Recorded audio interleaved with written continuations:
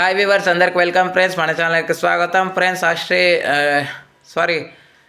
West Indies versus Nepal మధ్య మ్యాచ్లో West Indies 9 wickets తేడాతో ఘనమైన విజయాన్ని సాధించింది.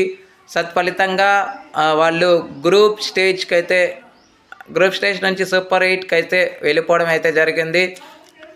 అండ్ అదేవిధంగా నిన్న జరిగినటువంటి సెకండ్ మ్యాచ్లో కూడా ఇంగ్లాండ్ కూడా సూపర్ 8కి అయితే వెళ్ళిపోయింది. సో మరి ఇక్కడ వెస్టిండీస్ వర్సెస్ నేపాల్ మ్యాచ్ రివ్యూలకు వెళ్ళిపోదాం. ఎలా జరిగింది ఏంటి అనేది. So let's move in to the topic.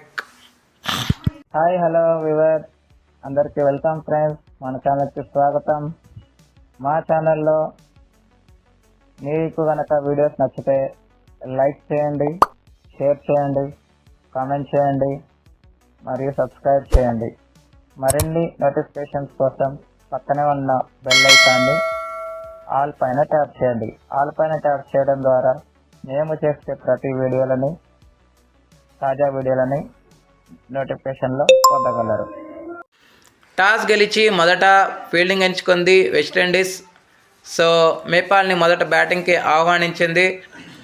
ఇద్దరు షేక్లు అయితే మరొకసారి తేలిపోయారని చెప్పుకోవచ్చు. దీపేందర్ సింగ్ ఐడి 58 రన్స్ వేయగా సోంపాల్ 28 రన్స్ అయితే స్కోర్ చేయడం జరిగింది. వీళ్ళిద్దరు మినహాయిస్తే ఎవరు కూడా ఆకట్టుకోలేదు అని చెప్పుకోవచ్చు. లోకేష్ బాండ్ డబుల్ ఫిగర్స్లో చెప్పాలి అంటే 15 రన్స్ అయితే స్కోర్ చేశాడు, అంతే. అంతకుమించి ఎవరు కూడా ఆకట్టుకోలేదని చెప్పుకోవచ్చు. జేసన్ హోల్డర్ది ముఖ్య భూమిక అని చెప్పుకోవచ్చు. తను 4 వికెట్లు తీసుకున్నాడు. అదేవిధంగా రొమారో షెఫర్డ్ అండ్